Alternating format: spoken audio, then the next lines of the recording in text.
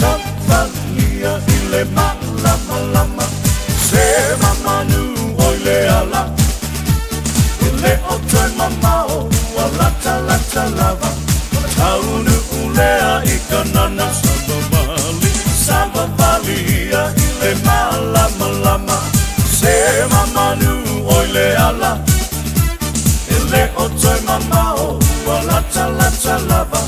Taunu ulea ikanana na malama ia Wa mai lo malama Ua anua e O ile pupula oye o vai o lunga Le a ufitia O le lalo langi Ile po uli O nu uma foi o le a ufitia E ufitia ile po misa Savalia ile malama Se mamanu oile ala Ele otoe mamao Walata lata lava Taunu ulea ikanana Savalia ile malama Se mamanu oile ala Ele otoe mamao Walata lata lava Taunu ulea ikanana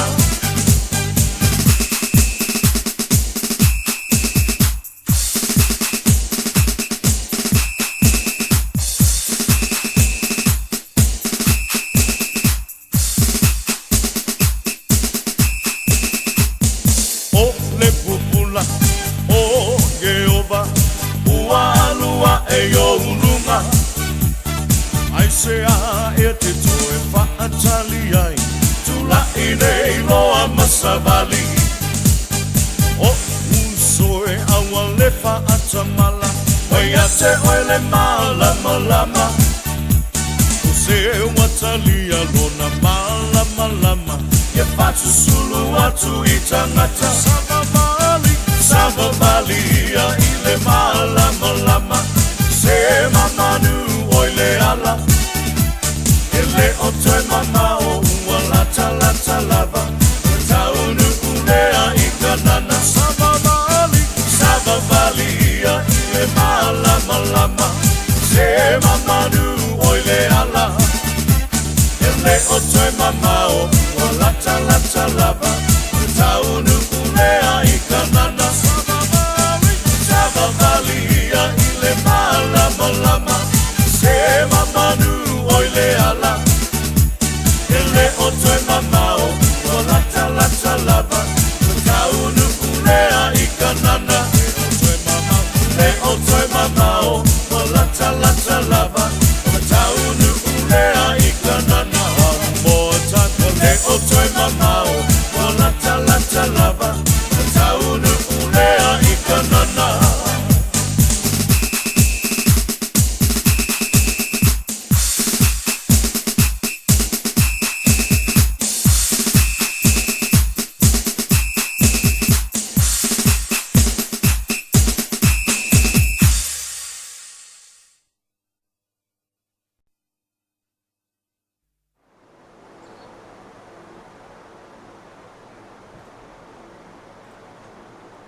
Ia na o le pese matango fiana ma le sungana ia Osana Tavita ma le pese matango fia mai Savavali ia tatu Savavali le ala e ana pe ona tala to fo le tatu TAUAFIAFI ma LOABAY e ne tu la o le fiafi ne o le suma le tolu o Setema to sanga lua fe suma le iva oi sorry to sa o le fiafi ne o le suma fa to sanga lua fe suma le iva le fiafi ne o le Toonai ia matou nei I Samoa te whatarofa atu ai mahalo la waso e fua nei tu la o le fiafi ia pea whai nai te mawhata mai lunga le tātou a Facebook ia le wawina tuai le tātou program I lunga le tātou YouTube channel ia ma le TAUAFIAFI ma le LOABAY ia nei aso Toonai nei Samoa ia se aso e ma nei o le tau suru ma nei la amata mai lava le taiao se iu mai lava le taimi ia e le ngate e se ma le pisi lava le taiao se o le wauli pe tau le suma lua ia amata lo na ngao taulanga ia ono to tele o tātou na o malanga tu sawai malanga tu nuitua ia wafo sapati la so taiao e pisi lava tātou taiao me le uri ia amato le ona to fo ila vai ia tangata ia me sa wai nga te o tatou pasi o ta vale a inga to fo ia tu no tua to fo ia tu fo ni se vai manono a polima fo pena fo ima ia le ali pata le tu fangaloa fale a lili fa so so to nai fala tai le fanga ia a ma vaino mana to e wa nga ia te tatou tino ia wa fo ia sauninga la to ia o le weekend ia le ngate le fiafi nei ia pena fo i sa pati la so tala so nei ia msalo te le lopo to ia ni kalisia sfitu to faini la to sauninga la storai ai pela wala ia ia kalisia la na o fa malu pea ia le astonai mo la tu sauninga pela va ia ela wo le te ro le sfitu ia pela vo le so le fa malu la tu sa pati de so o te le pea se pea o pea le o la so fa malu sa pati mo le so tai au sa ola ia sa ola no la wa tu sa la tatou tele va tu sa tatou nei sa mo ia kalisia umalava ia pela vo tu sa lo fai umalava la tu sauninga ila sa ka ilo yai masalo pe fa sa o ya pa fai se o tamai le o tu lai mai tatu taimi se o vai ku tatu taimi o tu mai o to lu se fu ono minute io ona tale o le tu lai fitu ila fia ma tu nei io le fa sala sa o tu la vai nei fale la niu no fanga o tama au lei ia mateni au lei e va pena fo ia ma awala pito sili ona leanga isa mo ia just pokala masani ia o le TAUAFIAFI ma LOABAY ia istaimi ona kolosia tulea le tatu sui o le tatu ala leo la saunia mai tatu tali talonga mo le weekend sunga yu lai ngale kalosia o manual te malo yu lai ngate leo tulanga i tatu talo le tau ia fa pena fu fa sola fa talo fa ne tatu company business ia o lo o anga le mai ia wa fo le ina mai la tu company business fa sala wa tu dungo le tatu ala leo ale ngate fo le ia o wasfana e situation a so fu le so o mai lo so fu ia o le tatu do space mo tale yo pesele o saunia tu ia e ko va tu tatu po kalame tatu le ngate le peso le sfanau o le peso mo la tu mai mafuta mai ia ma le peso mo la tu na lo fela tu kuka le fiafi ia ma le peso la tu na la watu te ufresa ia le peso foi mo la tu na o la saunia tu e fola le upole tu e ma tu e foi ia la tu le ngate fe au ia mati akono ma wao e fo ia le vai mele foi la masa la tona le la o le sa uni foi la to foi tau tusi e foi tau foi tala la masa ia le te o to sa o kala senga ia to tamale e na ngate le teine le o tamale so lo ko vai po ni tuma futa mai lunga tatu YouTube se fa kalo fa tu ala to ia ona tatu le specimen na ia la vale mo la to ia wifa fikai lava o moana Yosua le tele moana Yosua talo falo fionga tu mai le foi le ngatai ina mafuta mai Yohana ia eto komen mai moana le ngatai na mafuta mai moana ia eto tusi mai lana famatalanga ia ale malu yo lona leo le mai talo falo fionga tu mai le foi Ita mai tai moana fa tela moana ma futa mai ia atamre o sa ra tu tasa tu pasira si tau break foi una foi na tatu company pasira si foi mai ona fa fonga le tatu tau e pole astu langa i tatu tau i le so in isamu o ke bese o fonga le mai afa i so aso adiso famna tuina la tu aso foi le so ia posas fa na foi sta mai titi ia au mai la ia le atamre le la ka ku pesele mo tu mai ta ilia moana Yosua ke lo posto mai tai poseli jina ba tu Yohana ya ona tatu peselo moana Yosua le ngati la tu umai mafuta mai lunga tatu YouTube channel pena foi mai tatu website le top LOABAY TV radio news.com pena foi lunga tatu simple radio app share tu tatu like feel free share tu tatu like fa mole lava e se mata no ma au na tu tatu pese mata no ai ma no disi tamana malon fana to lua le ma dia yo kala manga la ori so la ko la watu tano so lona tali e fatu alisiona tali matua wa la tala to sfuta sanga matua alisiona tali ila fatu asfulu ono to sanga yo nga vala o tile ya yo le messe tule ye sila son tama ye ide sidio ti fe mai le sidio tama fe mai hi san mongi san what are you up to ia fa mai leo san nothing dad ia maaka foi leli o ia ona te fa atu lo tama okay you just play your game ia fa mai leli no my no actually I gotta go get my girlfriend birthday present sorry yo na matua te ia ile lo tama fa so Wai fa ia so le fa tua sfu ono to sango le li ona fa mai ile lo tama ia ti ha you can't have a girlfriend until your oldest brother get one. I'm not joking. Quite got tamale di matua. O also o tama tanonga tama malan fana utolua. Olona tari matua tolu se fulu ya malona tari ide fatua ono se fulu asfulu ono tausanga. Or fasili nga kamalo lo tama fa le you can't have a girlfriend until your brother, your biggest or your oldest brother get one. Your oldest brother get one. I'm not joking. I am not joking.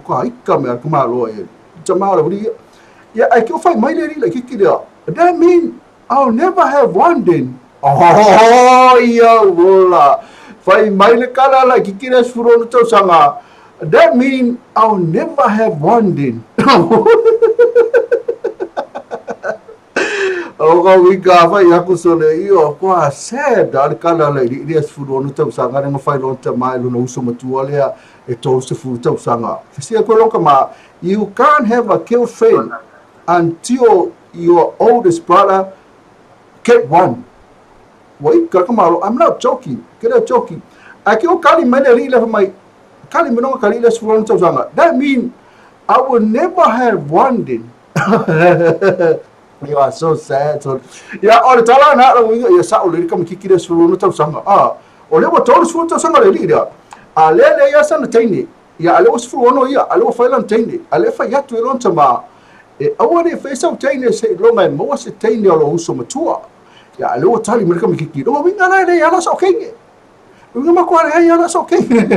Ata mereka kwa start to pese. Tato maroga. Foi mai ya ona tsuko ko vai pese sama futa ma temine. Foi mai o le fa fonga le tatou tau ya ele ngate le ya al pese la tatu e fa manuia foi la tu mana fa martuna la tu se fole so manuia tele to was so fua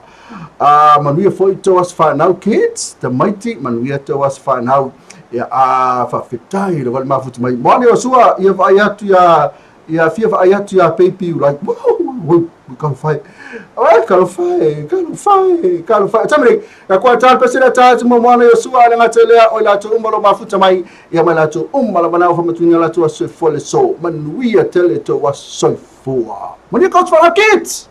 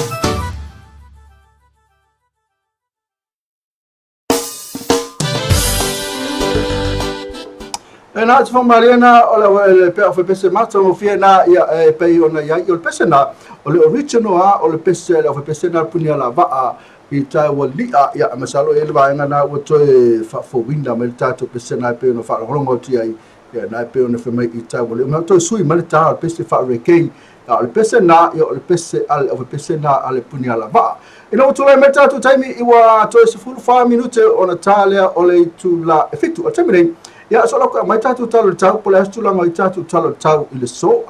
ia ai so la tu mo vai po le mafuta mai fa mo le se ko se me tatu talo tau fa mo le so ko va tu va ngale to se me tatu talo tau la ngale o va tu la mo le lo atu tatu talo tau to le se ai ko se me tatu talo tau o temi so va tu te fai tau atu la to lo mafuta mai e ai lava ia cho coordinate fai mai a coordinate lofa tele mo oi uso manuia le fiafi tai lava jo ya moana Yesu ala mane pese le fiafi ma lo ake pi tai lava moana tu ranga lua fa tau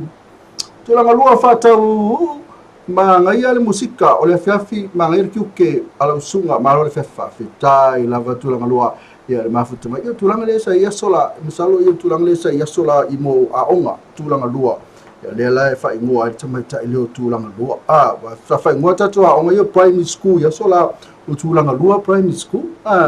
ya le masalo tu langa le fa ingo ai tama ta ile tu langa lua kalo sia sa wa te fa talo fa tia aida severe le fa mai ma lo na va lo sa ile ni aso o lo fa anga mai fa lo fa anga mo o lua mo li atu I India inaita mai tai ia sauleleia ia maposeta mai tio fa kai la vai de savera ma futa mai na inkia ma lo la va sai fo na tunu se le fefer ne tino ai de savera no fo la vai la to o inkia o tele o inkia ai to tele na to to tele na malanga to inkia ia ai ono tu langa fo le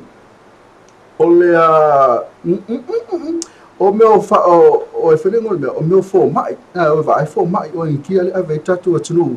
o ai fo le la to ngase pe avio e me fo inicio forno am ia la ko o inkia se kia la to inkia so la ko mai le tatu ma se me la ve fu ave lili tatu le tatu fo mo le tatu tau se me fu ave lili se o la ko mai tatu tau le ele tanu mai ya so la ko so fa le meta tau terminate ya o sa me se o me fa le tau ya o ke vai ko ali mo mai I la laptop ma computer tau ya ma tu fa la wina mai tau ya ona o la ma lo si tau per ser malo na o le Skyview Villa ma le tau ven fa talo fa tu ai le tama chai pule o Melanie Nansen Farm ya o le tatu Skyview Villa ya fa talo fa tu ai oi terminate ya masalo la tu le mai tatu tau ya e pe ona la mai malosi le tatu Skyview Villa I tia pata ma tu a fa na te mafo fau so fa tani malo ya oni ngale oi le tatu Skyview Villa ya te no fight na fa la tu special na ole lua salau lima sefulu se ko kausu e kwarta tu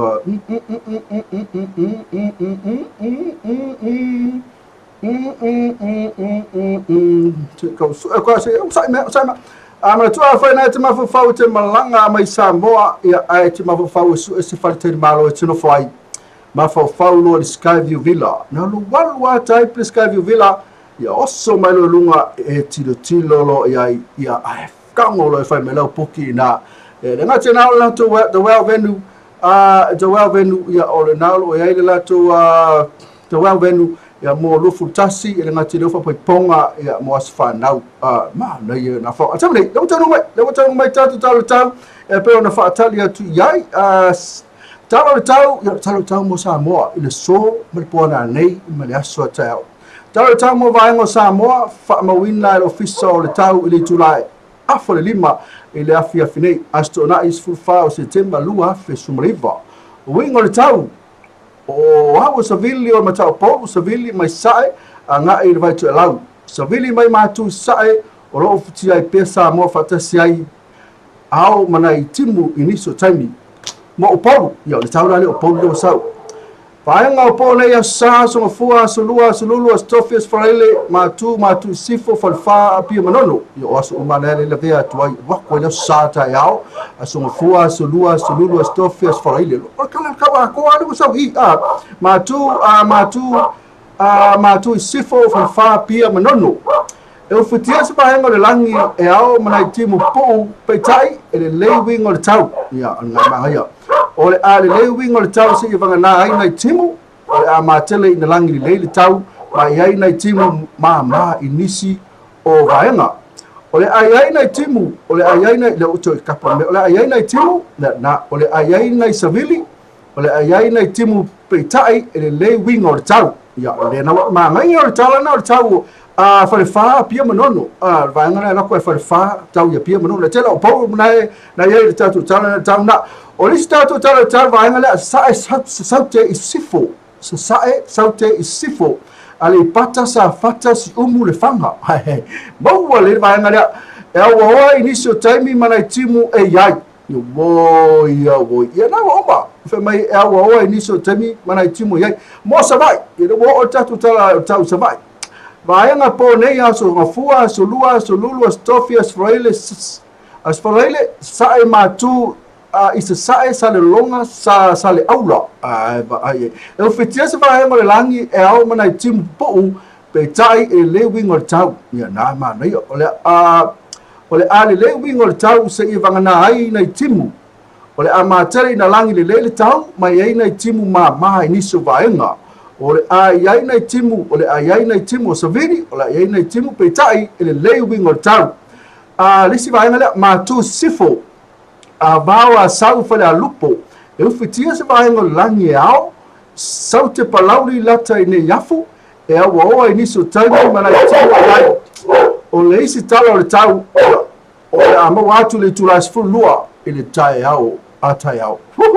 ma nei o tele tau sa moa pe na vai ati ai ya ele ma se me tatu te pole tatu ma nei o tau ya na furing me timu i si vai nga ya timu fu timu ma timu po ele timu tele ma tum fala wina mai tatu tau ya ono lang ma rosi mai ali tatu company o le Skyview Villa pe na fu me te well venue to fatalo fatoi to mai tatu Melanie Nancy Fong ya ma le tatu company ma rosi na fatel malo the Skyview Villa ina tia pata na lo walu type Skyview Villa so ai lalo the well venue oso mai loa e alu loa la koti te so la ko Facebook page ya te alu yai ia ona if va ai ale yai be mana te mana oi ya ma pok mai loa potu ya ma e su mai loa e no foi kama abuse kama e afo ya take advantage o le kako special na fai loa sala ni mas follow i le tasi le po ya ai no fo mai oe masu tolua masu fanau na hata leo tato the well venue ya o ava no le tato the well venue e mo tato fai poi ponga aso fanau ya na leo tato viuni ya mai sia fa moi ke mangi foi le ete le mana ia fai mai lunga le baunga ala tilo mai lalo ile tatia tu le tato to lango pia Altemene te fatalo fatu swanga mafuta mai I lunga le tato ala tato YouTube Afrika ila vai la to mafuta mai e ai te savea no mana la watu ai savea na mafuta mana inkia ya malato na ma sauleia ma poseta na mafuta mana tia na fa ya kalai malo para malo si ile ngia fiafi lo fatu mo oi and cut place tai na va fa ya kalai mafuta mai lo fatu foi mo oi lo fatela foi mo oi ngafa ngatelea o le tamau da inga ia pena fo nei o walo pa se fatu ese ma nei lo tu te le fiafi o e tu mai ya fe so le ba fa tai ia pa ese fatu ese ma lo tu atunu ma lo o piki prada moiro como piki prada le ma fatu mai teni fa la sanga ma lo Mr Ngango ma KP ma e pokalami fa tai la piki prada lo fatela tu mo oi piki prada teni fa la sanga kwa o ke le o ke fa uso sa ole o te whau nei, whaina o tala te whau nei, o le makua, fe so le le o le oa, e wha longo mai loa, e wha pe te whau, e o misa atu te si I tono le potu, e se le, e loa le ne mo te whau le meo, le popole, fo la tau ia po ai le vesi, le o fo le, mai lai o pa mo pisai o ngai fa longa mai o leo ia ala o e foi lele po po mai po ase me ro tupu ia ala fio mai la tu fa to le ke ngo ho ma tu me fa to ma kala fa to ai ko fa o mai tonu po la me ro ke pisa to ia ala ke fa ko le fa po kala me ia ala fa pe ala tu ia wai li mala mala me te fa po kala me le fa la fa pe ala tu ia yo vala al fo lele help ma tala fa te mo na yo sua ma na tala tau sa mo sa ki temli ta to was to break ya foi mai ta tu pese le mo to mala be ma futa mai na te lea o la to mala bana fa ma tunya la to so for so mala to as fa na foi mai fa fo la krosia tu le sunga ya you like wa fo ne ta tu tala tala ya fa ta lo fa fo ne ta tu company business le o longo in marosi ya ta tu TAUAFIAFI ma LOABAY pena fo i mali tai au manuia ma LOABAY. Don't go away. Stay there. Stay.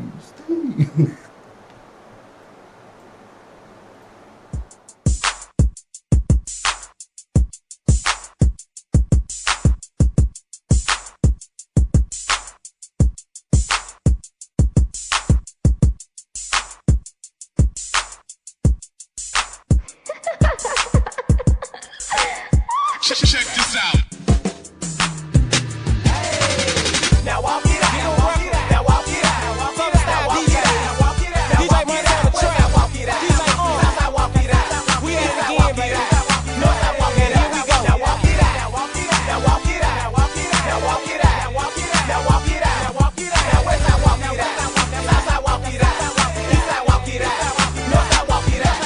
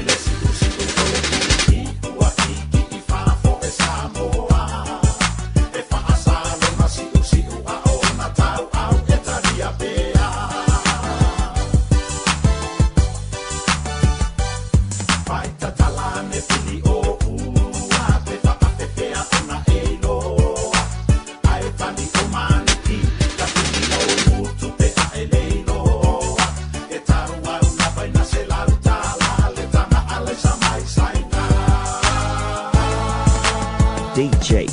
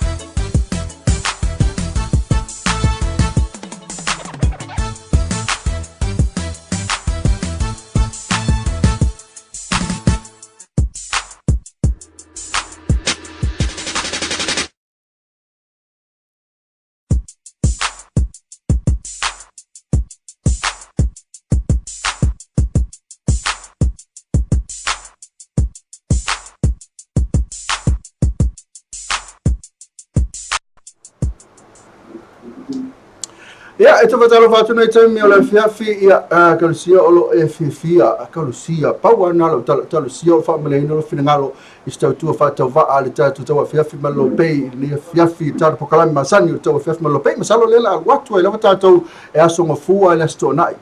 le la whaawau e lava tautua lea i la asonga fua le Toonai. Ia, au taimi nei, ia lewa mafusotai ia ma le sunga ai ulai ngale ia lea o le a whonga ina mai tātu tale tālonga, ia tu sai foi matale talonga le vai aso atoa ia ma le weekend ma tu tatu tale talonga o fai on awina atu on la malosi mai le tatu falla lava na o le pivas puti tamini talo fa tu le sunga ya ulai ngale talo fai ulai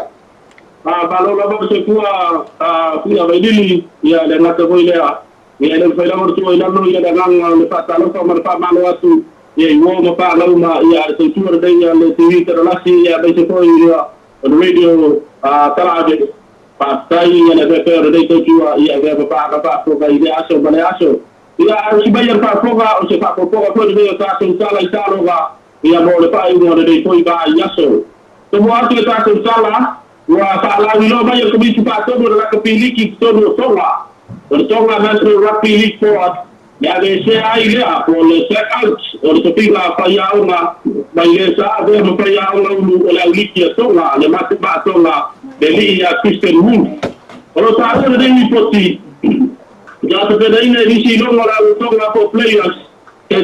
tu si ina ya la ai le pa ia una pe sai ele italia ko mi ta to le tu langa ai pe ko pa mtalanga Kalau Pak Ilo Hai Utui dah tu ni cepat dia di sini long orang tu ngah perbat tu ngah ya istilah tu kisi pas dia kami cepat tu mula kepilih kita tu ngah orang nak patah si imal lepai ngah malu orang dah bersih dia apa malu si oleh sahaja berpayah orang ayah tu ada malu orang tu ini orang ibu lagi saya tu ingat pun rugby nine wah Ilo Hai ini kami cepat tu mula kepilih ia suah korpaya o fon mol matematonga Lelio Frank and Apox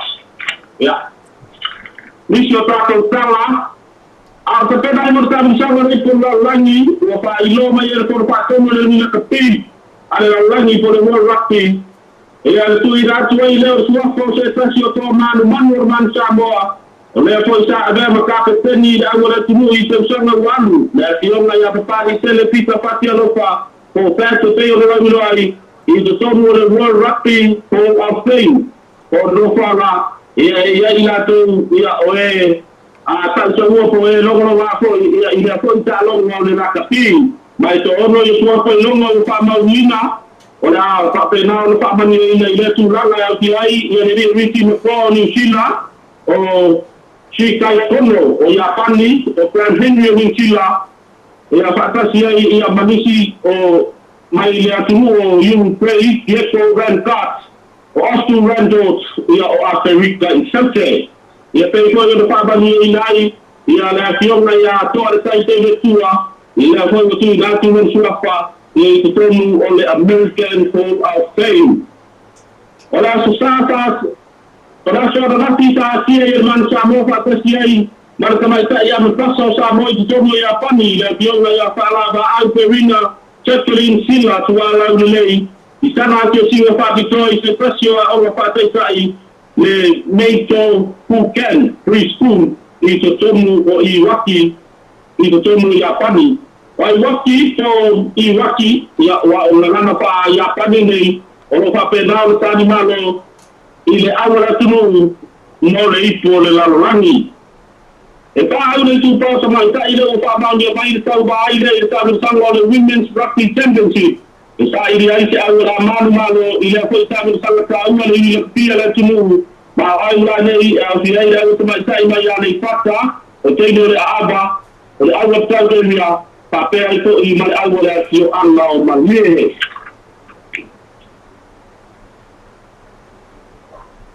ile sa inga sa binyo lang Senior Football Confederation Women's Under-19 Championship pe no ye sila manukan tonyo il fa ina le palonga na manu ai awu ni sila ile limba ile lua ai sa inga tula fa na ta alo ta hiti ne wan watu mana pa to ina no ta hiti wan watu i ai fa ile tasi o fala wi lo mai nei pule nga pe uni ni sila le no fai ai nei le ni tickets on ona wai ta no sanga ri po lo langi ona wa fia i manuanga ya la to le ninga mo wala wa nei hansen ni le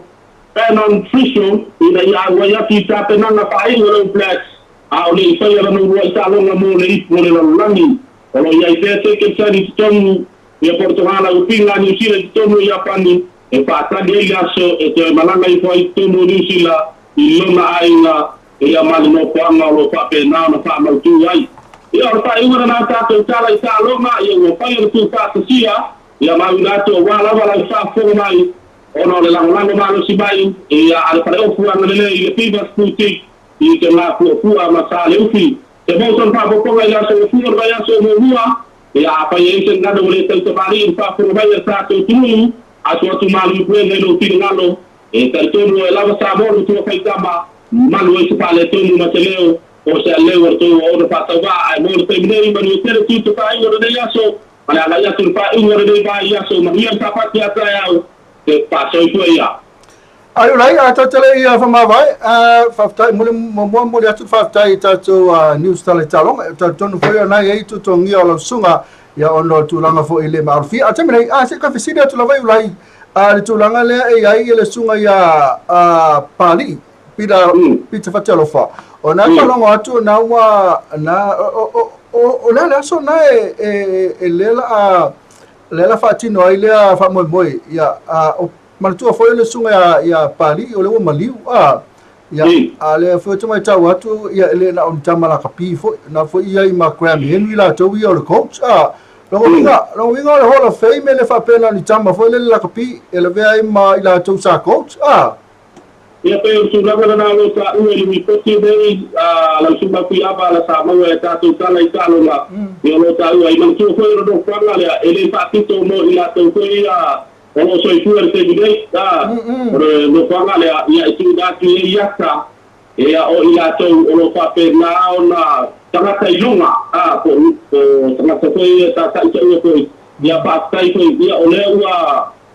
pa pe na ta si mo ya le con fa to le ko pi ya tu wina ya ko ya swa ko le ko to manu ya o le tu ya ta lunga o le la kapi to sama wan ya pa pe na ko ya o le ko ya tu wina ya swa ko le pe ya ona ya por ko ma ko to le placer ni sina su ya ko pe ya le ko la tu na tu ya lo mata ya no skori ai o fa mo pero sin ni ala suma o ta o mi ko kiri dei o mai ai o ko no nani ia I masina o november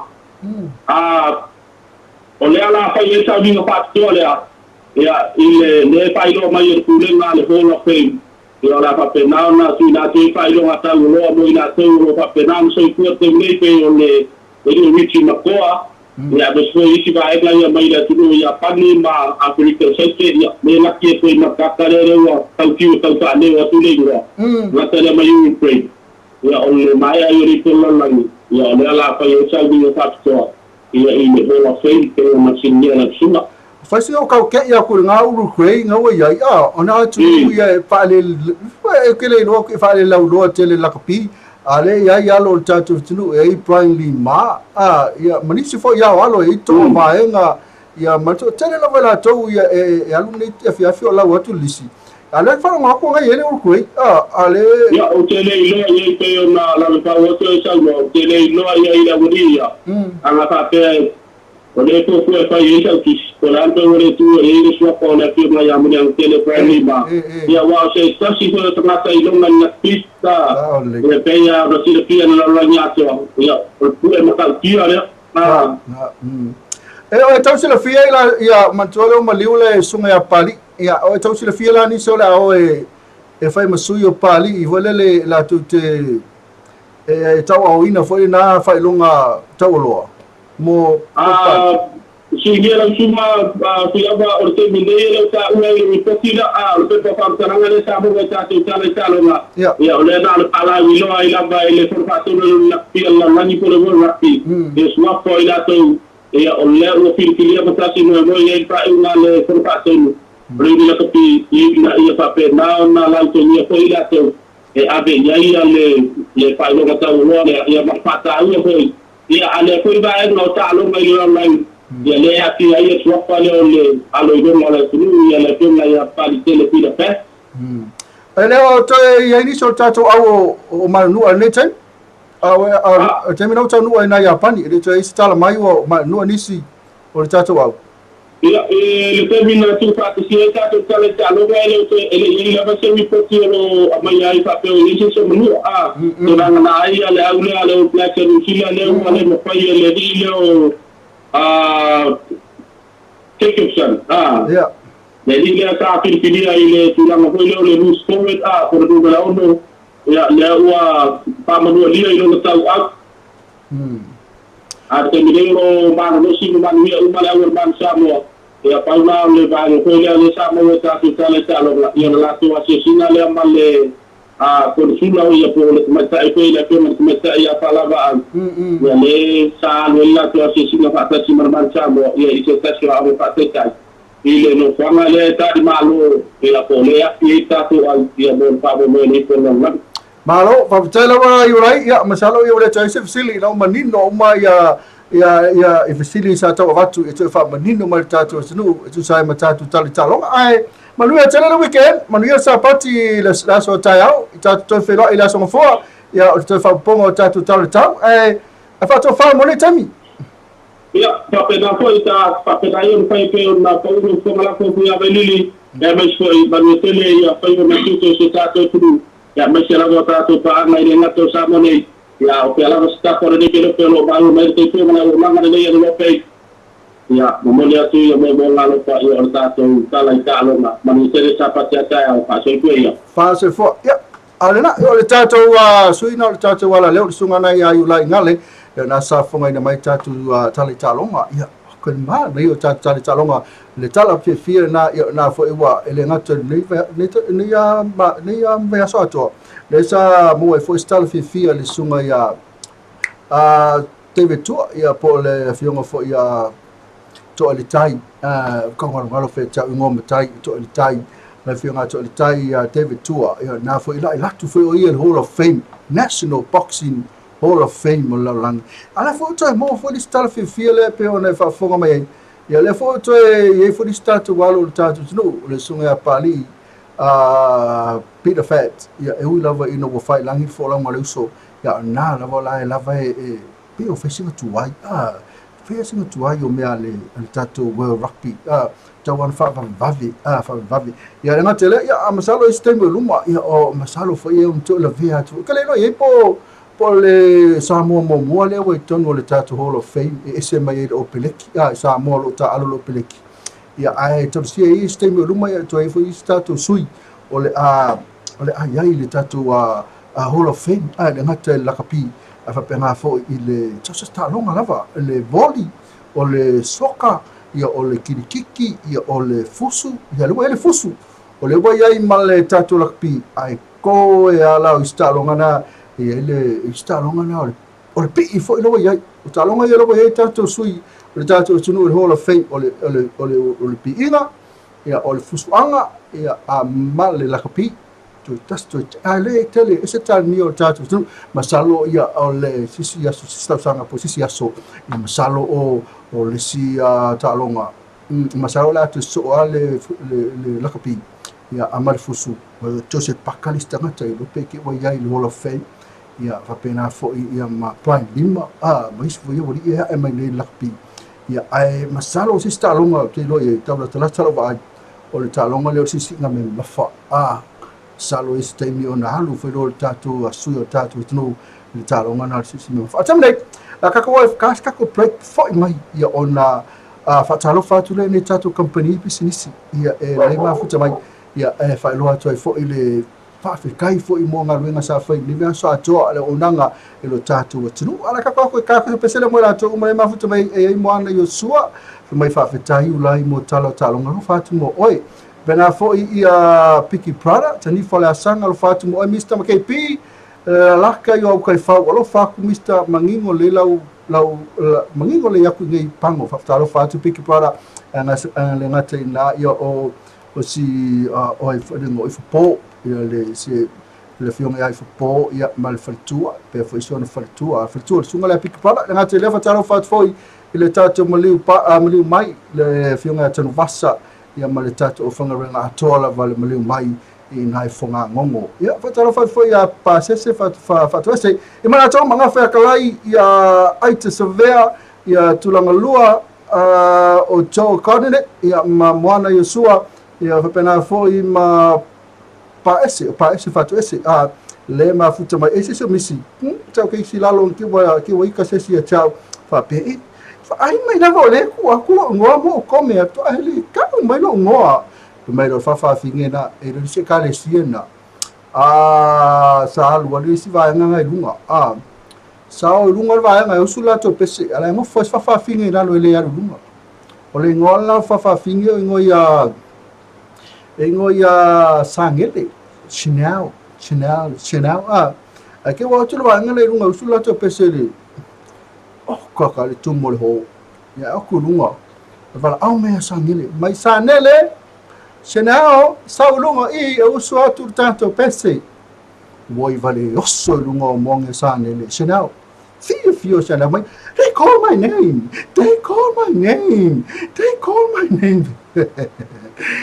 Tato break for my fonga ia fatalo fatuna tato company. They call my name.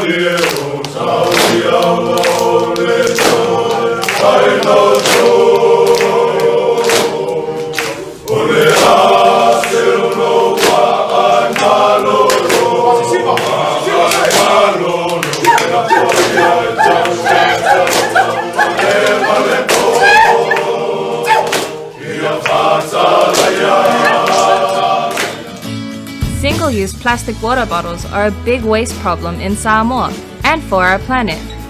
Do not throw away water bottles after drinking. Take it with you. Keep beautiful Samoa clean and plastic-free. Bring a water bottle when you come to watch the Samoa 2019 Pacific Games. Fresh clean water is free for all at all venues. Keep beautiful Samoa clean and plastic-free.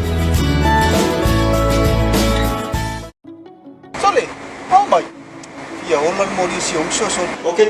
sekira kafkawile officially PC tache kayo. Ilan si officially ungili esema do pili.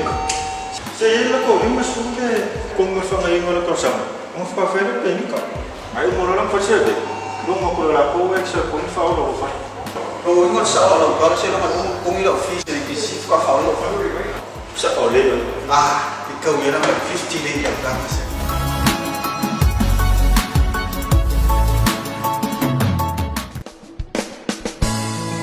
There's no other views like the Sky View Villas.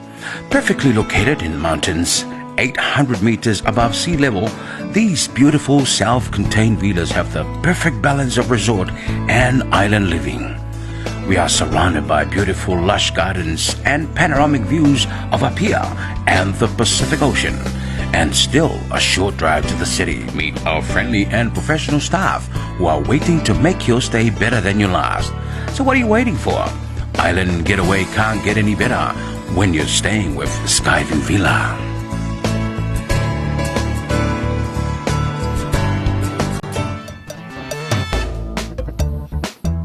How'd it go?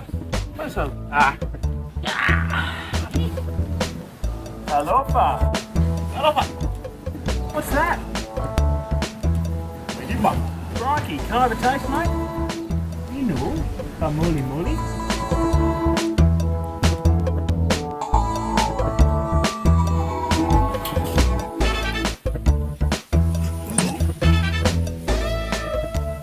Thai. Very benign.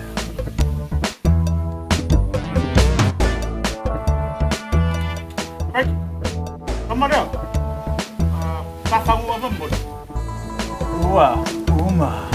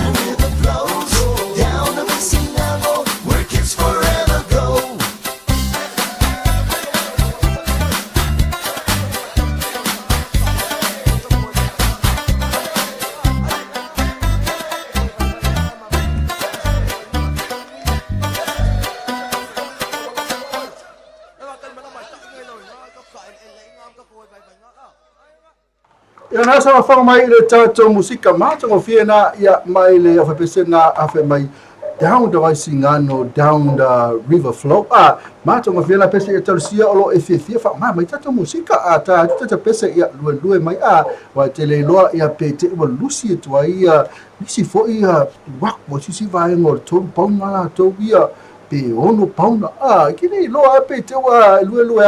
ia e whaalonga tu pe o mānei ala whaalonga pena e tato pesena te fatalo fat pa fena fata mai e so ka vai pe ni so mafuta mai se o wako vai o mai Filippo Lolai fatalo fatu sunga Filippo Lolai le mafuta mai na Sydney Australia fa feta ila o Filippo mafuta mai ya le ngate le to tele la to le mafuta mai ya tele lo atu le ngate lunga tato YouTube channel e fa pena fa lunga tato Simple Radio app e fa pena fo imale tato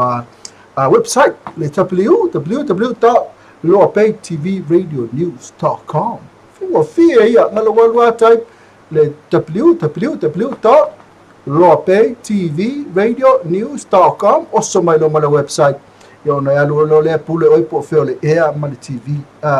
ia ona alu lo le ia o le temla nei o le live atu le ea ia ko lisi tu ia o le TV ia ai fa pena fa tato simple radio app e te alu e download e pe te alu e download fo le lau telefoni po le lava computer po lau app po la lava po lau tablet ia po lau laptop me sia telefoni ia ona rotu ai le app na ta o le simple radio ia ona install le simple radio i lau telefoni ona e alu le su le tato wala leo o le ngo le tato wala leo o le Samoa radio tala ave alo walu se te Samoa radio tala ave oso mai no mai po le sau vai oso mai ia e kango le play lo I like to play atu ia e fa fonga mai lo le tato musika ala ngata le tato proklame le latu temne ia te fatalo fatu tato tunu fa tele ko tu mai temne mo lusu fitu minuto o ta ali tu la fitu o maka foi pong sa tato ni Samoa o taua ia e pe on failo atu le la matongo fil tau sulumane la tau e se o mai temne le temne o la ko fatalo fatu ne tato company business o e ala ono fatalo fatu ia o mafala lo atu la tu unanga ia mo tatu tunu e mai sa tato na lo mafuta mai fafo le fufu te malanga mai ile lotu o tamaiti nga te leo kilisimasi ia posi eche fa vele fa se ia ala le maliu yo o sa fai ia po la ben fa la ben to ainga ia le la tu la watu tatu company nei e tau ona sila fia le tatu o tunu fa fo ia tau no lo I want to panic for le o to pe lisi vele ma fa pe panic wa te me mai tatu fo le vale to fo mai Samoa ese ma le panic o tatu mi foi le popole foi le pe lo balu li setunu ese ia ono le popole foi le po fera me ia le la watu tato faltel malo le ngate le tato fale ainga ia o male vai foi le fale liu ele tupe i fa pena fo ia manisio talo tato mo vai le motonga complex ia le motonga complex fatalo fatu le pulenga tato motonga complex le fionga to sulu lupu marsila ba ia pena foi tua le fionga ia le tonga moa suvali taulanga ia o la wana lo pole le tato nanga le sa le motonga complex le ngata le tato motonga le falten malo ia fa pena foi ia mal tato car rental mala to ta valley fa pena foi ia mala to sen kitchen o le lato mo fa inga tonu lava ina fa pena foi la mala to massage fa telefa o nanga pena foi la mala to furniture and upholster o la to fale fale ko se mana ia lima le o nanga o te tonu le tato motonga complex a fa na te tau ma fo po fe tu ai fa sanga tonu lava ma le marketina ina funga le lima fenga misi o le lau papa te le ana ia na tu si ya o nanga na ile va na o Frankie tuai ia ma fama tio ke la ku tau te e alu lo tua e la tu rena e le o nanga uma la watu nei uma lava ina rent o le motel e por le shen kitchen o le massage e pera foi ma le tatu furniture na furniture poster na foi ia uma ina fa tau fa tela ile tatu motonga complex tatu atu le tatu ke fele Toronto ke fele Toronto fa inga I don't say fear tatu tunu ke fele Toronto so tongu lava ma le Western Union na sa le main office at tatu Western Union so tafa lava so le ma ke fele Toronto pa talo fa to le fionga tuma te pole e Lucia leota pena foi le fionga ia Toonai ia la una o pole le tatu fa inga le ke fele Toronto Amone ngalo te orke fera te vano na fai la tu fanga pa anga male Western Union so se taimi ata ma fai na te ke fera te vano la tu breakfast ya le lunch ma dinner e o ko meki lava ona alu lo moa ia ma alu foi fai lo moa ma alu la pa fai na te fu te alu tala so tu pele Western Union e se la le rate ya lo o la tu mai tau sami na ke fera te vano e te le lava le rate o e tala ilo tu pe mai na le tatu Western Union pe a fe tau sami na ke fela tran esen ma ngai o le ba moe e na te leo la to breakfast le pangi keke o le supo esi haka kai hello nei tinga to ta watu ai city level su ya ke fela Toronto e ke foi mo lunga na to Facebook page ia pe te su ya ina sale ufi tafa tonu level Western Union le mo fa na misi at oi le set fatalo fatu le tatu pulenga le set fatalo fatu le fionga ya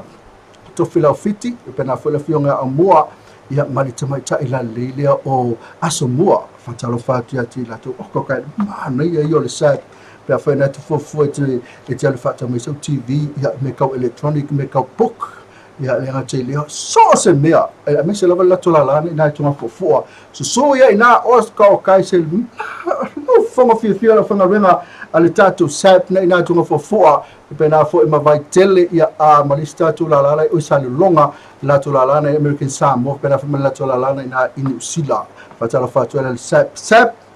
te fefele mana ia le tele o loa ia me se tatu na malanga mai a fe no fale tonu nisi mea foi lele mana mia se mea tau pole hala ma ko ngamia so ia na le sap mo umbala vela no sap photocopy era nga te leo email ia o hala va me te fa officer e mo umba ina le sap patala fa tu le sap fesco ia le onanga le fesco ia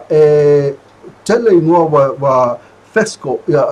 wa tele ngo fa ngo tatu fesco o le ngato o le Western Union ia va pena fo ia male number 1 currency fe so le ngo manaro lo altato fesco patala fa tu le fionga mul pola ana rossa e pena fo le fionga mul fonti o pule na o tato wa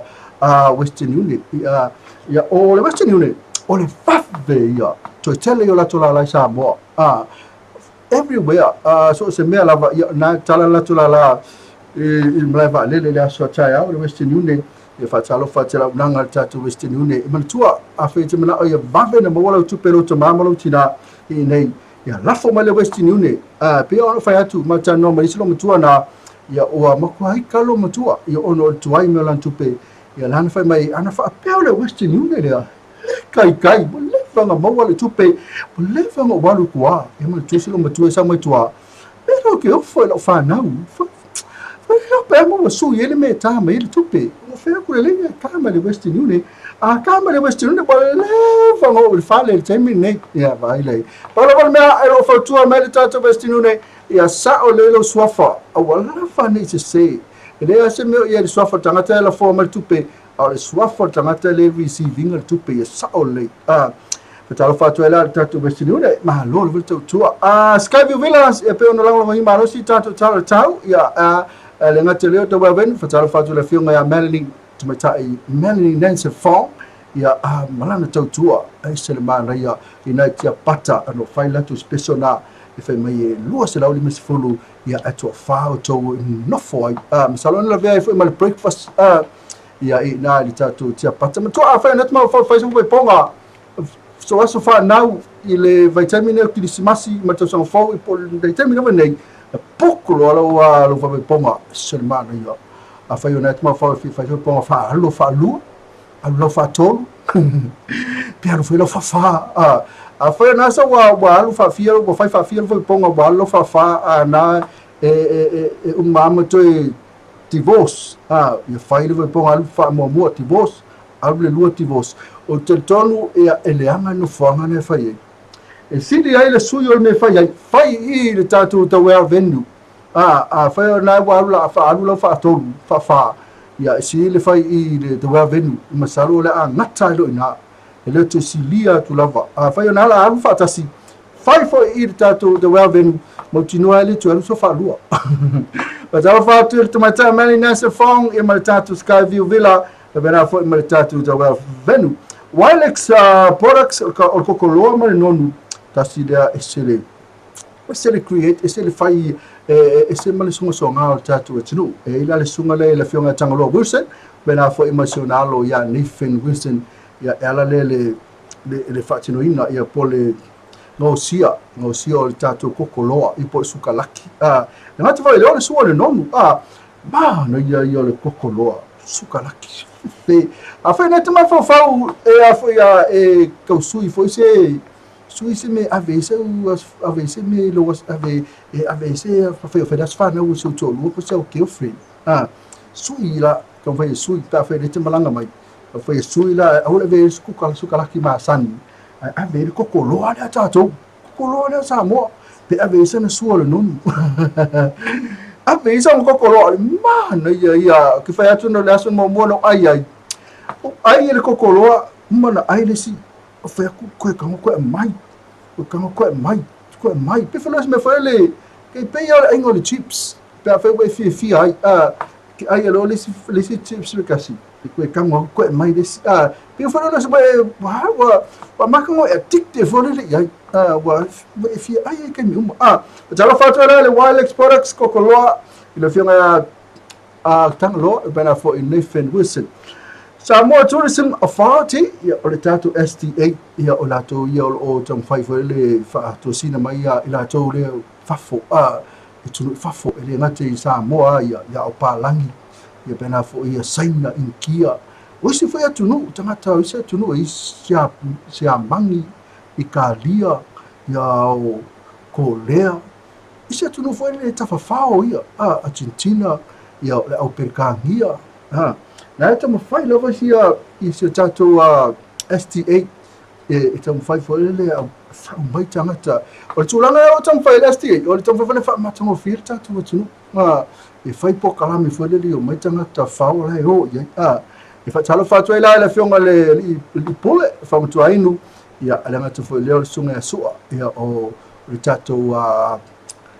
Samoa Tourism Authority wha talo whātu lo lava le tautua o la tau iai e ke roe tau le whaina mo e po tamo fai foi le mafofau ia po hangi ai kia o hani mea whatou sina mai helo tātou ia i la tau foi le tawhau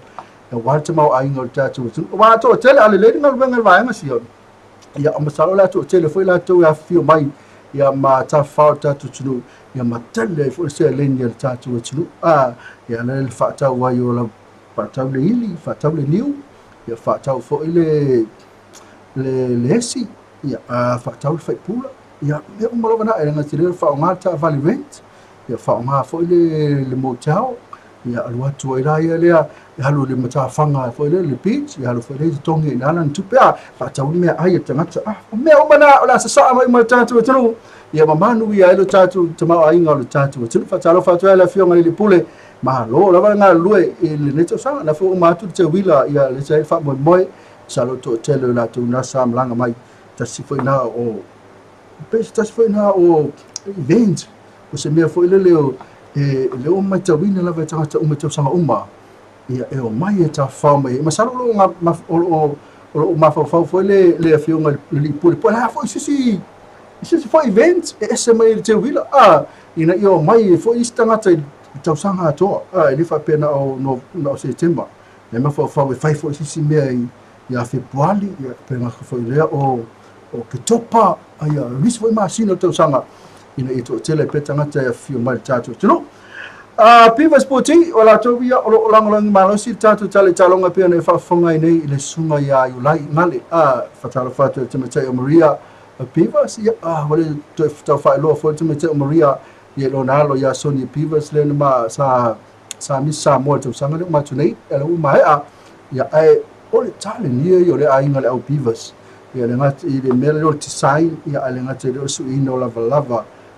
na ia i o lava asia si fai lato la lai nai tonga fofua pena foi na sala ufi o lisi la lato la le tau sa o to ia o fafsanga i tonua ma le Western Union le sala ufi ma le ke feila te vano fafsanga i le ia no lo lato le fafsanga i le ia lisi tu na ele Pivas puti na i o ofu fai foi na oka ofu lunga le online na lo tangwa types le Pivas puti ia oso mai ia fai lo mala wa oka ia watu lo ofu na i o lanu ofu lava mo tamai tai ia wa foi eu ki finga foi lele ia a me se pa foi net fu e tialu fai ponga se asofa nau tialu te fao tau fai titilo mai matangati e oi ana lo wasto tu al fai to a foi lele ko fai finga mai neo mata o li ia te oi tamai tai finga mai ngai oka e pe le sulu atu le la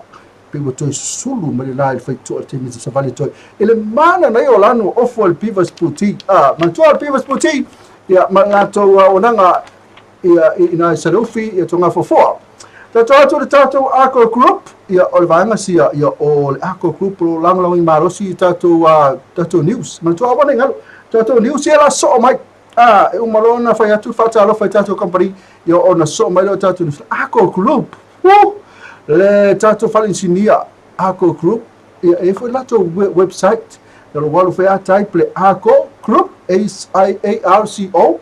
ia Group, oso mai loa ia mo mai lato nanga il fali sinia ina vai tele lato Ako Chemicals ia awal fuluino fale ma so se mea ma na ia la ngata lato falainga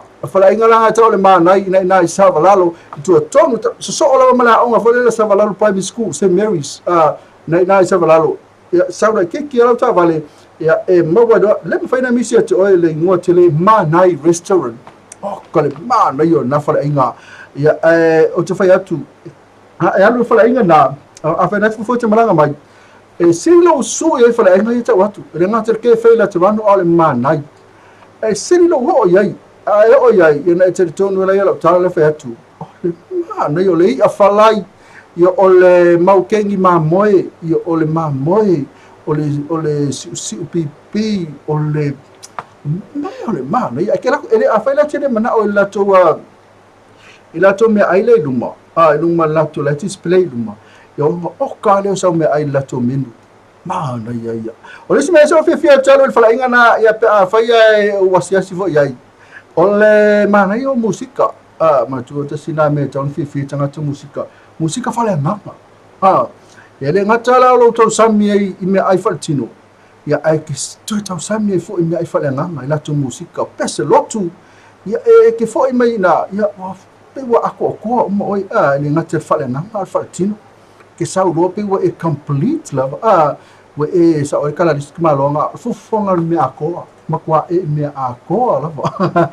batala fatula le fenga masoe pe na fole fenga tan vasa ia male tatu pulenga na o le tatu Ako Group ia o lango i marosi ia tatu news i TAUAFIAFI malope EPC fatalo fatu le pulenga tatu EPC ia le foi kele lava inga le fionga ia sila ia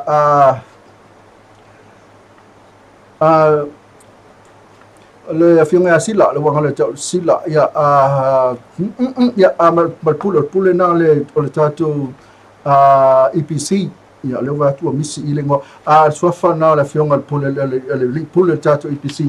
ia ole tele lava le wa mai o tolanga ta i le foko a maua le fionga tolanga ta lupe ma sila tile tume di fano o ia le lofto a maua le le suafa le fionga le pule ata lofa tu ma lo lava le fionga ia ele ngata la le fa so ato le tatu tunu i le power i pe ona ia le tele le fa sila ma le sofa ia tu i ono le power ngale se power yo ele mo fai se mea Paulo valmet fale tono le tato power system yo ona ole la pata e to e fo tato tunu a me sa tato ai ni Samoa a fita vale so sawa a fita vale ona na ye so ai le po moli ia ma motu si ai le power you know what to follow se ofanga venga le EPC fai na mea po le alo time le aso po ia po va veao fo patalo fa to le fianga tu mata ia male ofanga renga to le tato EPC ma lo le tau tu le tato tunu ia la le wa le tise yo lo maua mal power o maua le tato tunu ia ngate Samonei ina ngate po ia au savai manono a polima ia le tato tunu a toa lava MS Rental fatalo fa sunga alo bao ia male pulenga le faltua ia flow ia ina matoa wale ngalo ia to ina faile tato Asiva tele ale tatu MS Rental nei le po nei ta fai na te fo fuele simi te fai na fai na la to wafu ina mfanua na fai na la to siva ina la vai le tatu official tu ale tatu MS Rental na mfanua ule ngal pa fai na fit fau SMA tatu tavale rent na o la to official na mala vale le spito lumba MS Rental pe ko lumba umolo official tu risi so akulo mal MS Rental ia na ke maua ina ele vai fana misi e te vava ai mai lunga ia ila to na tenen tutua tu malatu failo ilo ia ma mai MS Rental ka fa te mala mi sta vale rent ma na io ta vale amata mala vita vale lai te fe lolo la poa ia na foi lo isi lo taunanga na ia mana vista vale mo lau fe ponga ne maua ia pena foi marisi la tuana ia la car wash ke lopo ko is fale ainga pa mo fale isi nia na ia car wash ma la MS Rental ma la kalapu lako na kalapu la ne tala al tatu MS Rental na tala na fai ni la tu siva ina na vai fia ile fa ile sunga ia la mo sunga ia siva nga wales vai lima ia ole vai lima pia ia leo telo la kele tatu wa tu fo ia vai lima ia ono ma na ia vai lima pia vai lima classic ia ma na ia ma tua fele tua futa mai io in New Zealand ma tua fele tatu vai lima le ole warehouse na New Zealand se uma watu tatu numero ya masalo number watu numero tatu screen tatu numero tatu vai lima na mo la tu uma na fo fai la tu function o pongas fa now o panga tu na club ele ngatu fo o ai te le fa tau mai le o vai lima e miki la fiafi na vini numero na na masalo titio tu numero na lu sa o le fa tau sa o mai o le tatu warehouse te le tau foi ile ta I mo foi o likalan ia po falipia na se vanga fa fonga tatu nu ake lu sa o le tatu warehouse le leise se ma tu na pole se mino man ma kata ko na mino man na to via wa tele na ina tango tai o lo io ono le mino man a faila ia leise mino man na la te fa tau sa o ma le tau le warehouse ma ko akele ala tu pe se fe fa mela a fa o va tu ma le tolu se fulu o pusa fa tau e va tu fua o pusa lima fe mana ia fai sa fale pia o io po sa fale kalapu o pe fai foi sa function que se máximo tu sa fo po le ala vai sa nga tu numa ka e ma eu pusa to se fu e ma mai se pusa lima na fuli te le te pe se fe la te le na fo to e mo e fo mai se me a ki le no si ku ela pisini na fai tal fa to e po ngal vai lima ina sila pe na fo nei sa mo ai ma tato business moli or freight plus ia ini sa more limited ia vatalo fato ile fionga ya tu loma ia malepulenga tato freight plus ia lo ela to la ina I papa toi 1 pa 14 istambaki papa toi Hunter Skonda after hai tonu la mal tato club awata ina papa toi awone ngalo sue ina ia le wala talata maile le loto tamaiti pe na foi kirisimasi a foi net foi te malanga mai reunion to ainga susua ina e la forma ina la fa modi po havia pusa la forma ina specific le la to warehouse nei e store o mai fa moli mai o le la foi la foi e la foi ina mai foi ta vale so se mea o ko fale so se mea lava na ma fai le tato freight pass yo ona tautua tu mo oi ile foi ali au mai o fa mori ele ngate lea ia o loa pe foi na tu foi la fo mai ni mea mo lo tamaiti pe na foi mai kilisimas ia fa tu la tatu freight plus ma lo la volta tu le tatu tu no nei ia il sefe ina I vai lo fa lata la vai pia ia fa foi na tu ai na piki ia ke le house tu wai si me la pole fua e sa ngole mu sefe tonu le warehouse te le lava e lua la tu warehouse la popo alava lo e le lifi fe ave ia o loa tu fa le ia se ia vanga na wa o atu ma piki lo la tu o loa mau fa mo ia le tato business na mana tato kamina o lo fasta la wine nunga tato ala leo mo le 12 fa ma lo mo fa fe kai la le tato company business ia mo la wine fo tato ala leo e langa tu fo le o le au nanga mo tatu tangata e ala ona o tama fai e fa matala atu ia awa luto pole tatu tunu pe amalanga mai ia fa mata to nanga ni tatu tunu fa le enga mo tau nanga te leo rent ia fa le singia pena fo ia me le freight plus mo lafo mai ia o tatu le sap o le no fa e pena ia me o mala ia atama ia masalo ia la tu stato musica e si tau vai foi il tato fa il tato fa time fa malo il tato company business fai mai ya e fa fongolo il tato news mai Samoa don't go away fa mole la fa mai kiki amba oi te fatala fa te la to ngale te la to ia le wa la fa te fatala fa te la to ma fa amata mai ya Filippo le olai Malo ke pi ia fatalo fatia aluni o sai malo so very man ia ala faku from Auckland. Tai lava honi aluni ia pa ese fatu es hi my name is pa ese. Mai o pa ese ia okay pa le ngola hi my name is pa ese. Mone so ke pi poki foi nga fa ia la foi pongo sun. Oh boy. Le sunga Filipo la live mai kwa kele foi le manga yo nga mau kampangi Samoa. Tai la Filipo la luni on sai seki ala vai lima. Ya yo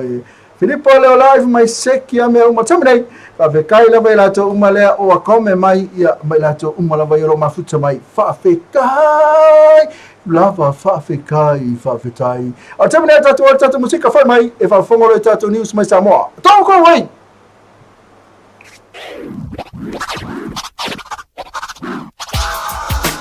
That was fresh.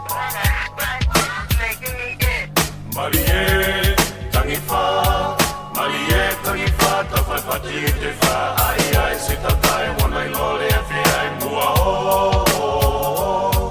Marie, tangifa, tafai pati te fa, ai, sita tai, wana ilole fi ai mua o.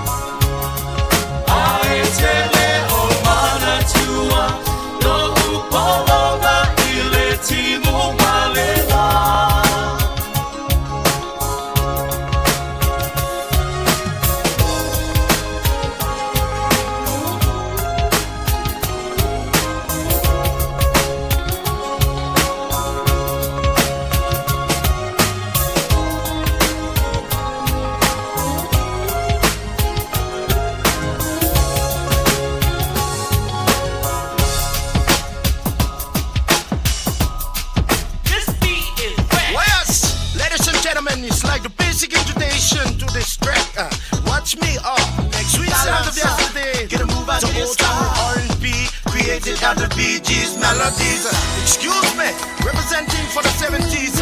This song is taking right back because you can't believe it. It's a song, it's got a sweetness in the sound. Oh yeah. Like a light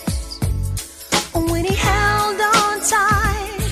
and the world was right when he made love to me. We were free, moving like a friend, and started loving me, and I thought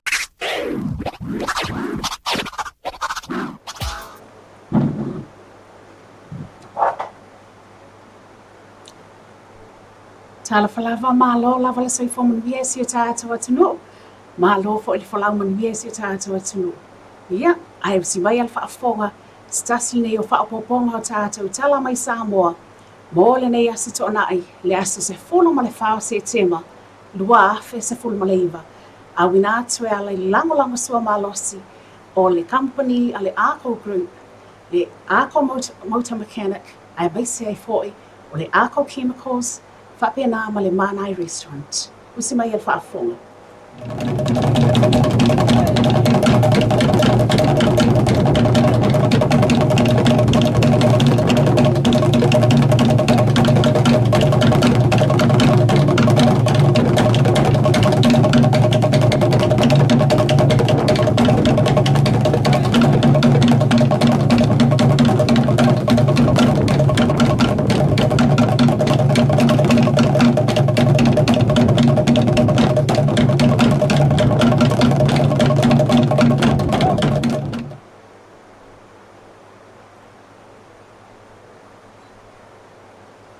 Le tala tombua, o se whaalawilama tau ta awale sa tupu I whale asi u le tai au nei. Na mai tau ina aile mafuli o se loli o le to ainga o le daina. Malama uta mea mata, o loo anga I atu ia pia. Ina o sota I atu o tātou tala mai Samoa I le ofisa o leo. Sa whaailoa mai ai, e le se soifo a whaina I le nei whaalawilawi. Se I vanga nā le tau lele a sa whaafua ina le ta awale. Na awina I le whale mai I muto o tua. Ona I whais tu ngā ona manua. Ma o loo whaatino so e ngā leo I le mafu anga o le nei whaalawilawi. Ai o loo masalomia, le sao o le alua atua le nei lori, ua mafu ai ona mafuri. Inisi o tātou tala,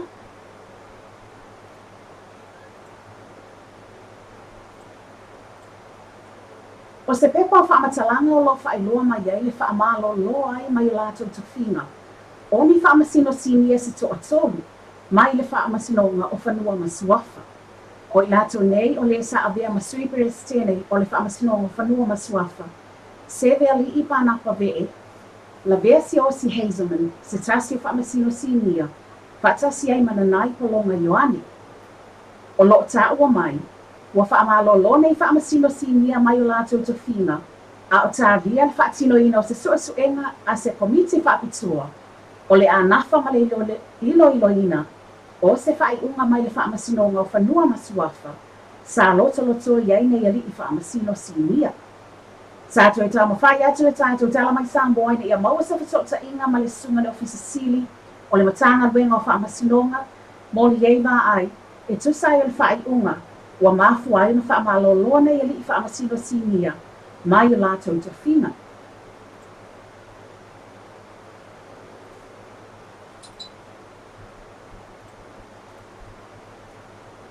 Inisi o tala, whaalawi loa mata o pa ese ala Universite Awa o Samoa. O le masani le nei ala Universite Awa o Samoa po le NUS I tausanga ta itasi. O le whaapitoa le au se aso itasi po le Open Day. Mo le whaalawi loa ina o na mata o puta itasi. O le ofo ina atu mo so se tama ititi e fia whaawaulo no langa o ina I le NUS. O le nei whaalawi loa, na mau ai le awanoa polisi mawalununga umai I polo masawai. La tau te moli mawina ai le nei whaalawi loa. Ma mau ai le awanoa I whaamala mai nei whanau. Le tā ua o lea mata upu ma lea mata tā. Ina ia vape whai I aila na filifilina. Ma le va ai tau lai. A o le mai le vasenga se folo ma le tonu. I le nei tau stanga. I le whaasoa le to'atelo whanau mai kolisi SS i le atunuu. Na mafuli ai manatu lo lato whaafetaia ma le nganga whaangai e tia. Le fina ngalo le malo. Tawala atu le Universite au Samoa. Ina ia whaapitoa le nei aso. E whaamatala ma whaamala malama wili iri ai. Ia i la tau lea mata upu ma lea mata upu. Ina ia awana i filifilia po ngisa se matata e tau aveina i le lumanai. O le nei whaamoe moe o lango ina malosi e le whale telefoni o le Blue Sky Samoa. Le nau ta inga. Tu ina atu au au nanga sili ona le lei. Mo le lumanai manuia o whanau.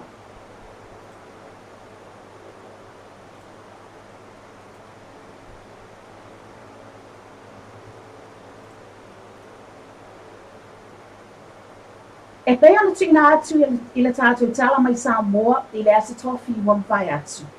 O le asa wharaia sa whaatino ina ai sa sauni ina pōpō. Mo le tala ina aloa ia.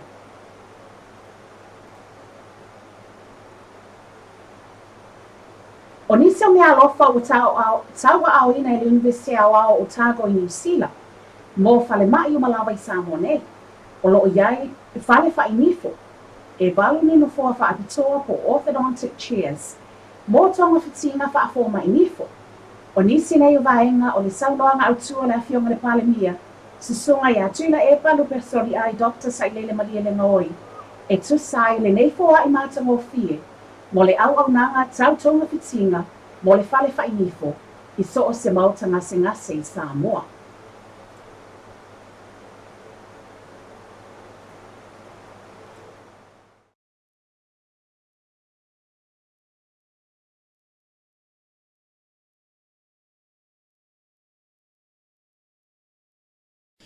Tātou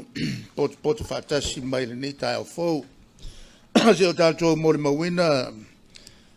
langa le lei ma le whai o tu ina mai, mō au nanga tau tong whitinga o nifo se tu lou, mai le Universite o Tako.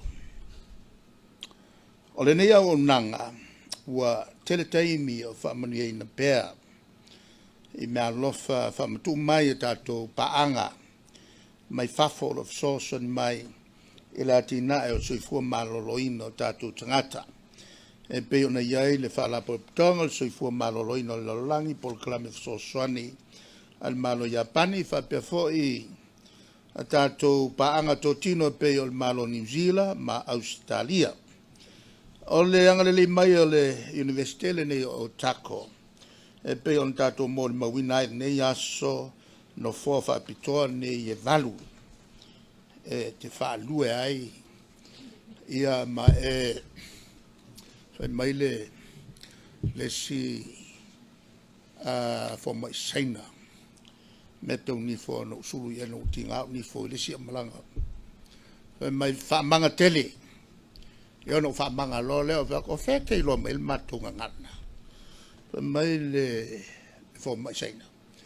ia le lor kelo tangata sa mo mai palala ko ngifo ni ia ta ol melana ta utele ai le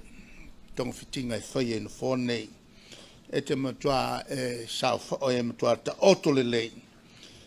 matu le molium kwa ki kong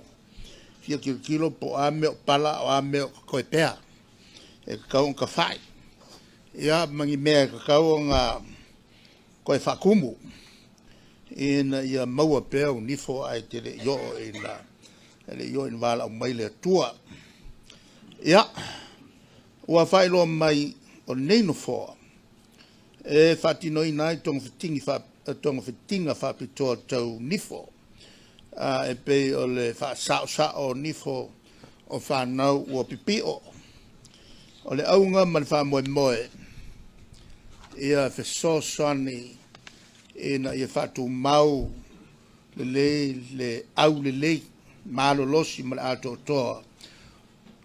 o nifo whanau a tupu mali ae o le toi wha le whatasi ai ma le tau whaasauina mai le vave palama pa u ese kaluai whawhangai me me leanga me askurimi me lea tau ona au inai matua ina ia aua ni whaia ia mea, ai le o le teimi.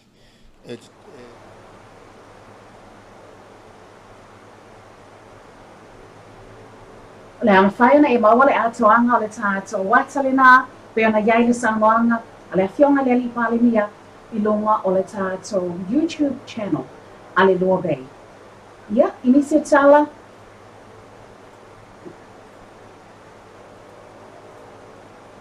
O lo tu mau pēo na le ma o se whamatalanga mau maututu mai le tanga luenga o leo leo. E tu sai o le whaanga salonga o le suesuenga o se mawhine tō se funtonta sana. Lea sa TAUAFIA i Kuala Lumpur, ina ua mai ai o na iai toa inga i lona tau mawhai, o ina ia whaaupatia le o lausiana pepe, whaatoa whanau mai. E tele nisi o mata au putu ua lo whapeo na tuitui atu pea le tātou tala mai Samoa i le ofisa o leo leo, ai o lo talia pea se whaamatalanga manino mai ia i lātou.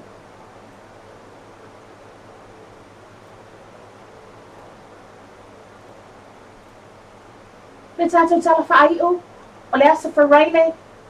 pe ona whaatino ina ai le whonatanga lo na ono a Minister o Whainga Whaiva, a malo a Afrika le atu Karipeane, ma le Pasifika, lea sa whaatino ina ia pia nei. Na whaamai ale nei whonatanga le asa wharaile, a Minister o le ACP ko le African Caribbean Pacific Group of States. O le whonatanga lo na ono, a nei Minister o Whainga Whaiva malo Afrika ma le atu Karipeane ma le Pasifika. Sa usuia i Samoa nei, matatala alo ia le awhionga le pale mia, tu la epa sa le malia le ngoi. Sa whaatauteia le nei whonatanga mai lava i le asu se fulu, sa ia pa ia le asu se fulu ma le toro Setema lua awhe se fulu ma le iwa. E usi mai ele mai mua o le launga whaapitoa le nei, a le awhionga i le ali pale mia, i le taimina urua i tala ina ai le nei whonatanga. O le whanatanga le nei a Minister o ati na e uma tau hi a sami mai a vai. O malo i tonu o le lio o le fitsfuluiva tunu o le Pasifika, Karipeane ma Afrika. O lo ngā lulue so tau au whaapaanga ma malo e luas fuluvalu o malo so whaatasi o Europa. I le ati na ina o lato ta mau ainga talumai le tausanga e awhi visalau fitulima na saini ai le whengainga whaatua lo i ai le whainga paanga nei ma le tolu o atunu nei mai le Pasifika Karipeane ma Afrika whapefo e ma Europa tusa lea ua whaasful whaatausanga le matua o le whaapotonga le neo malo se lau ma le fitu le awhai. Le foi e ano ati na i tonu o tātou atunu o Samoa wala tu whatu peina e pe o suavai tau mawha i savai i whapefo i mapolu. I le vai tau le nei o le maunu tau ua soona whanati mai i tu tonu o le tātou atunu whai o le awhaina. O le tātou wola ma mea tō tino, a fua i le tau vevela, fe sui ai, wa vela si atu ai, ma le sami, wa o lava i le lititai, ai o le so ona whangota ina, whangaoi foi i le tele o whangota o atu nuu mau o loa, o le lalolangi,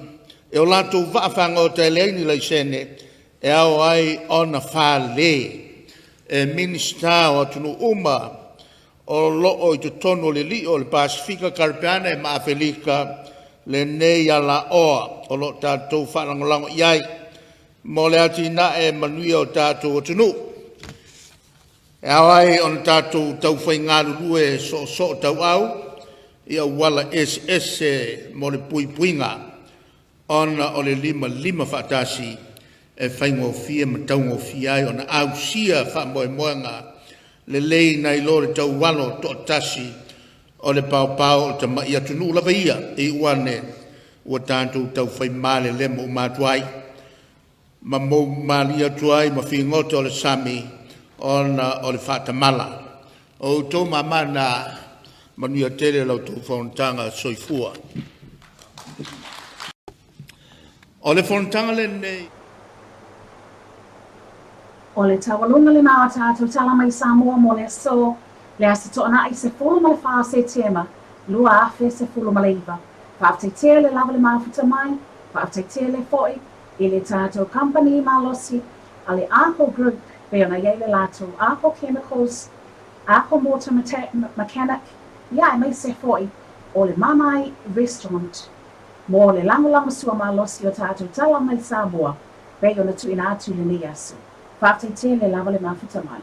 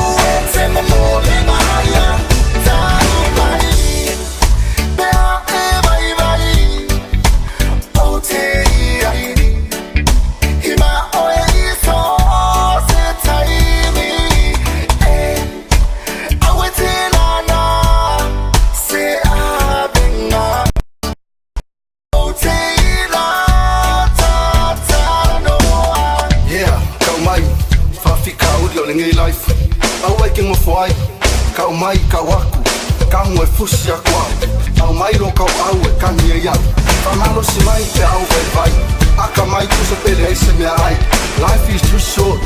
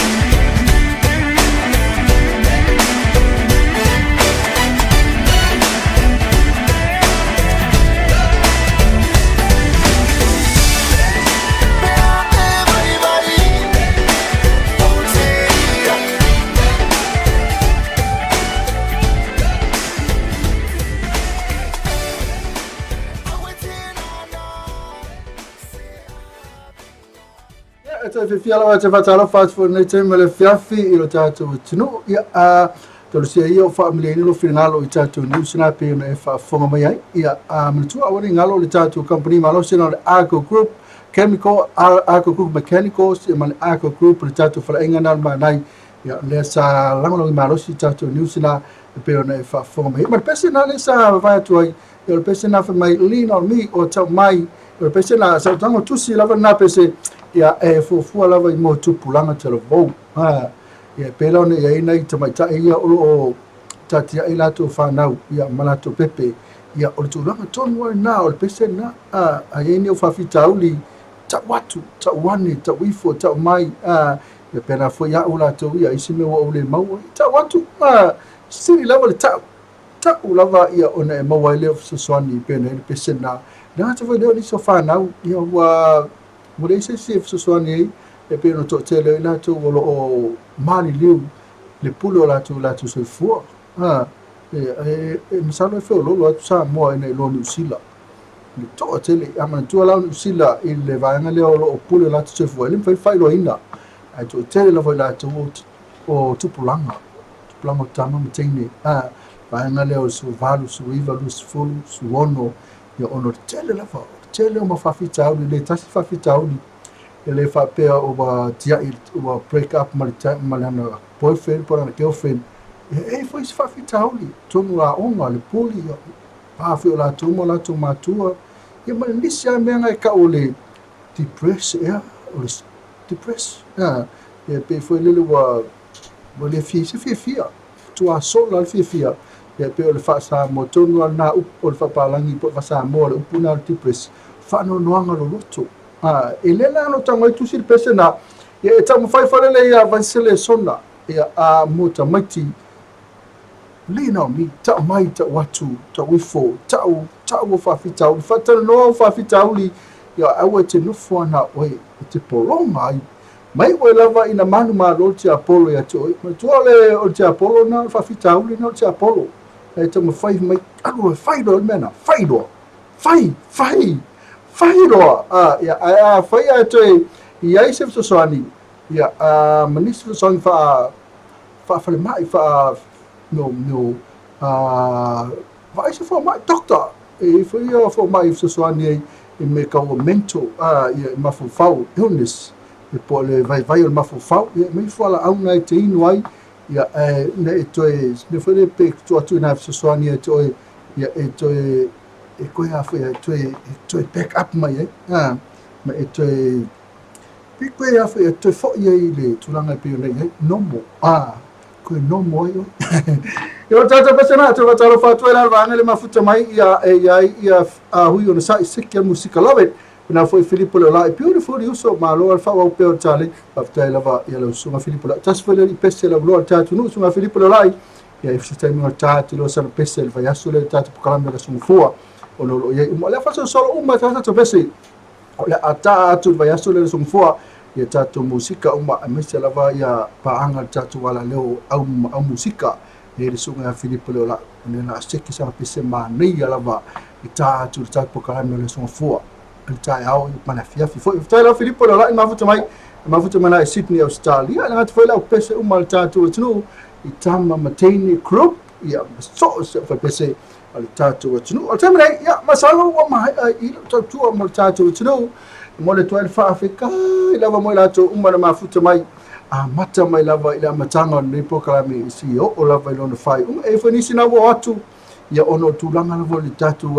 ia fufuanga la iti ia o atu ila to ia mesa le atu ta fao le fiafi ia o kou ia le foi tau fuafua pe le tafao pe ka we ngalu o le tatu MS Rento na fai le tatu siva na o wa me ia o le tangata fo ia o me fo i vai inu ia pe mana pe ala titi atu o le tatu MS Rento a fai ona tini in Samoa ia po ne fe polu e te lata le tatu night club na muli fanua na la fai fi na sunga ya sive vai nga wale stu le tatu fa ili na le amo le tatu fale fa fi na o le MS night club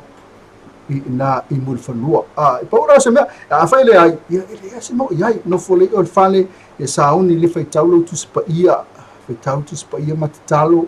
ia ma vavaai se mau foi ia wa foi la onga sa la so tai au ia ma saunga le mu foi no foi le fale ia afai o ena te fia e vai se ata to ia le au fia ta fau ia le au fia no foi fale ia le au vai foi fio e fale ainga ia e foi le vai na sauni le mo lotu mo sa pati e tai au le me fai tu fala la se la to ma fau wa na o tu spa ia lava ia mal te talo me sauni le pelaue ia mal ofu hauli lava ia mo lotu atai au nei te o to tama le lei o to teine le lei o to o kai ia o to ia te fata fa te mo le o suaf mai fa mo pokalame manuia le fia lo fa te tu mo oi ia aftai lava ia sua mo familianga ia ole tatu pokalame na ole hasa upu wa le to tamali lo fa anga ia lafo makwa lafo o Suria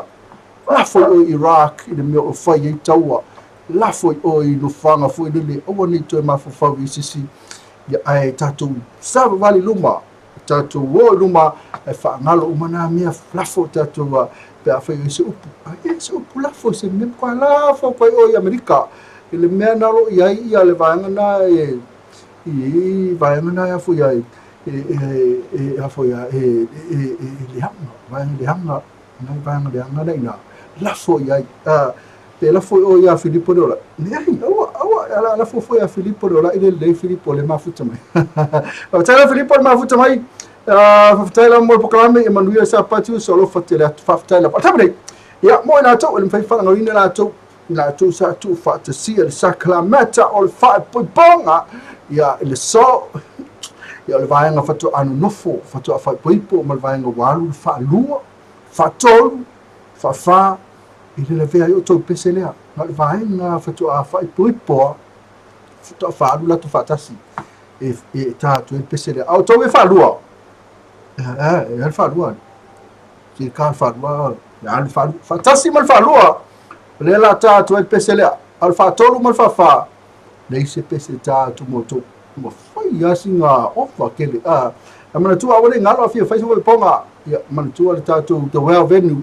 ale fa tu ya Melly Nancy Farm na ja pata Skyview Villa o tamre manuia tele ya ne po fuanga fo ya malolonga ya manuia fo sa pati la so tai au me tanu Mr. Rango ya mal tatu sa motivita la sa mo retrave manuia tele fiafi fa tai le mafuta mai le pese le tai na tumoto umalawe mafuta mai Filippo le lai bena foi moana Yosua a luni yorsai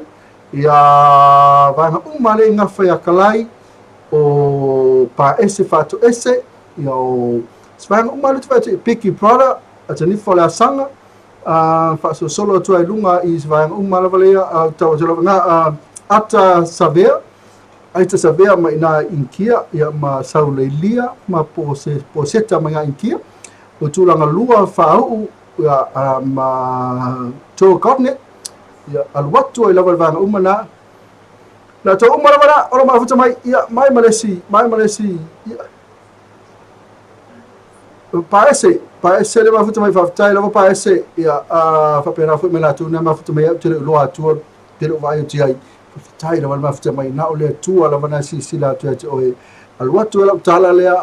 afa fonga mai oe ia na ole tu ala vala ti lo tu lai lo oe ia fa mai ia na oe na lo te fa tai to ele ma futa mai ia fa mangalo mai oe se au na ai tatu pero ila son fua tatu proclame le tamo ia pe lo fa le tu au ia tu lo soi fua e ma se ola vai la au na pese nei tatu mo to umalava e nga te lo ila tu na sa tu fa sia sa calamite fa piponga manuia tele to fa piponga ia matua fua tele liu ia malava lo nga muni to face fa ponga malava lo na fai ai o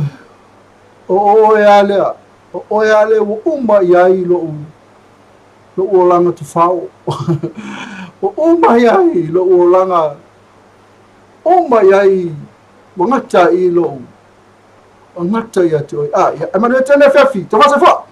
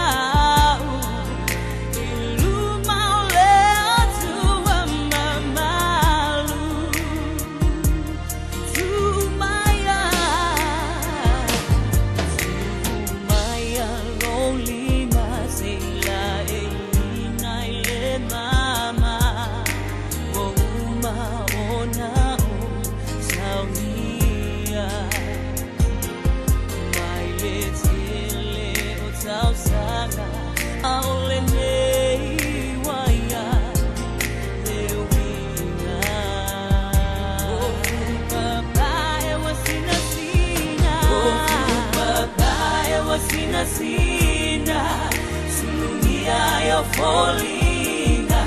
olelofa wafati noina watasi ai oe mau ilu maule atua mamalu lau mama